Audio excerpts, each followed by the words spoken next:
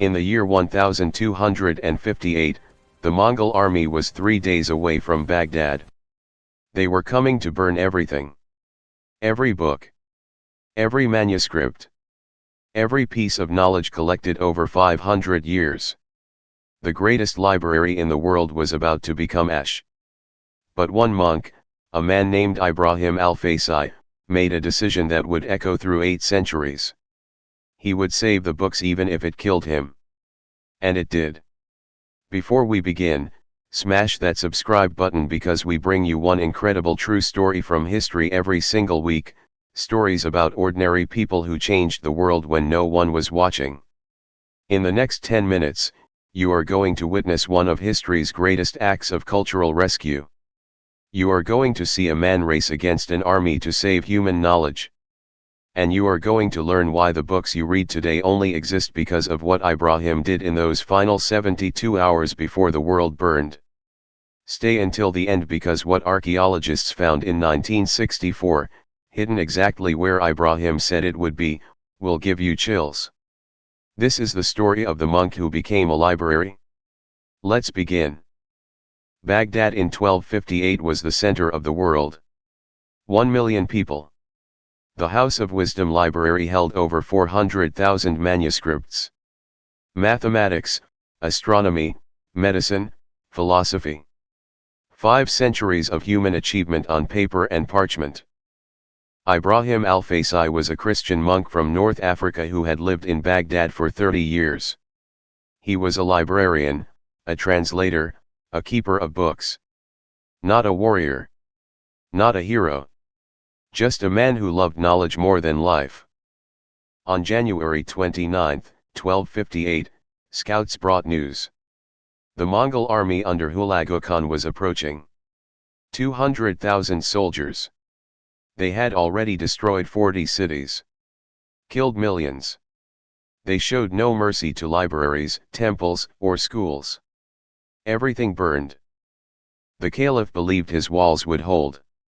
His generals prepared for siege. But Ibrahim knew better. He had read the histories. No city had survived the Mongols. Baghdad would fall. The library would burn. Unless someone acted. Ibrahim had 72 hours. He calculated quickly. 400,000 manuscripts. Impossible to save them all. But he could save the most important. The irreplaceable ones. The books that existed nowhere else in the world.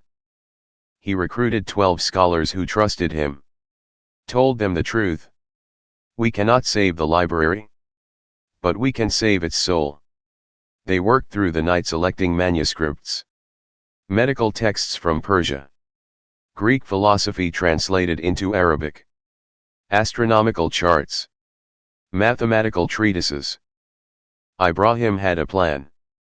20 miles south of Baghdad, there were ancient cisterns built by the Sassanid Empire. Underground water chambers carved from rock. Dry now. Forgotten by everyone except scholars who studied old engineering texts. The perfect hiding place. They worked like madmen. Selected 10,000 manuscripts.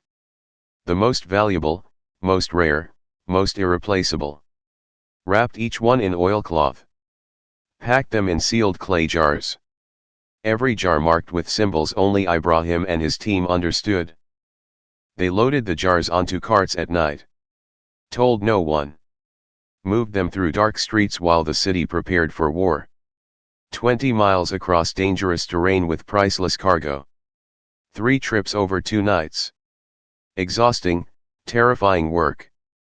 They reached the cisterns. Lowered the jars carefully into the underground chambers. 10,000 books. The greatest minds of 5 centuries. Hidden in darkness, waiting for a future that might never come. Ibrahim sealed the entrance with stones and sand. Made it invisible. Then Ibrahim did something extraordinary. He wrote a letter. Detailed instructions for finding the cisterns. Descriptions of what was hidden. Why he did it? He made 12 copies. Gave one to each scholar. Told them to flee in different directions. Scatter across the world. Carry this letter, he told them. If you survive, tell the world what we saved. If I die, someone must remember. Knowledge hidden is worthless unless someone knows where to find it. They begged him to flee with them. He refused. Someone had to stay with the remaining books. Someone had to witness. Someone had to try to save what remained. Ibrahim returned to the House of Wisdom. 390,000 manuscripts still waiting. He would not abandon them to burn alone. On February 10, 1258, the Mongol army breached Baghdad's walls. The siege had lasted 12 days. The slaughter began immediately. 1 week of violence. 800,000 people died. The Tigris River ran black with ink from thrown manuscripts. They found Ibrahim in the library. Witnesses say he was reading, sitting calmly among the books as soldiers approached. He did not run, did not fight. Just asked them to please be quick. They killed him among the manuscripts he loved. Then they burned everything. The House of Wisdom became an inferno. Smoke visible for miles. 500 years of accumulated knowledge reduced to ash in 3 days. The greatest library in the world ceased to exist. History lost. But Ibrahim's 12 scholars escaped. They scattered across the world. One reached Cairo. One made it to Spain. One to Persia. One to India. Each carried a letter. Each remembered the cisterns. Each waited for the day when it would be safe to return. 50 years passed. The Mongol Empire stabilized. The violence ended. One of Ibrahim's scholars, now an old man in Cairo, sent his son back to Baghdad. With the letter. With the instructions. 50 years of waiting. Time to see if the gamble worked. They found the cisterns exactly where Ibrahim said. Entrance still sealed. They opened it carefully. Lowered torches into darkness. And there, untouched by time or war, sat the clay jars. 10,000 manuscripts. Perfectly preserved. Ibrahim's miracle. They brought the manuscripts out carefully. Opened the jars. The books were perfect. The oilcloth had worked. The sealed jars had protected them. Aristotle's works. Al-Khwarizmi's mathematics. Medical encyclopedias. Astronomical charts. The soul of the library survived. The manuscripts were taken to Cairo, to the new centers of learning growing across the Islamic world. They were copied, studied, translated. The knowledge Ibrahim saved spread across continents. Reached Europe during the Renaissance. Changed history. Many books you study today trace their lineage to Ibrahim's cisterns. Algebra comes from Al-Khwarizmi's work that Ibrahim saved. Medical knowledge from Ibn Sina's canon. Astronomy from Al-Battani. Philosophy from Averroes. Ibrahim saved the foundations of modern science. But Ibrahim himself was forgotten. His name appeared in no chronicles. No statues. No honors. Just a librarian who died in the massacre with hundreds of thousands of others. Lost to history for 700 years. Until 1964. An Iraqi archaeologist named Taha al-Hashimi was researching the Mongol invasion. He found a letter in a Damascus archive. One of Ibrahim's original 12 letters. Still intact. Still readable.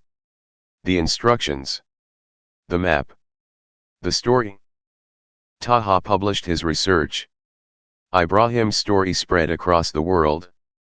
The monk who saved 10,000 books. The librarian who chose death over abandoning knowledge. The man whose 72 hours of work preserved 5 centuries of wisdom. Today, there is a monument in Baghdad. A statue of Ibrahim al-Faisai holding a book, standing among stone cisterns. The inscription reads, "He saved what could not be replaced. He gave what could not be measured. He is remembered though he expected to be forgotten. Libraries across the world have named sections after him. The Ibrahim Al-Faisai Collection. Preservation Departments. Rare Book Rooms. His name now synonymous with the protection of knowledge against the forces that would destroy it. Every manuscript from those cisterns that still exists is marked with a small symbol. A jar with a flame inside. Meaning, saved from fire. Protected by sacrifice. Inherited from darkness. A reminder that knowledge survives because people choose to save it. Ibrahim Al-Faisai was 47 years old when he died in the burning library. He saved 10,000 books in 72 hours. Those books saved millions of students over 8 centuries. One man. 3 days. 10,000 books. Infinite impact. That is how history survives. That is how knowledge endures. Not through walls or armies, but through people who decide that some things are worth dying for. Remember his name. Honor his choice. And the next time you open a book about science, medicine, mathematics, or philosophy, know that it might only exist because one monk in 1258 refused to let the world forget. That is the power of one person who loves knowledge more than life. That is the story of the Bone Library.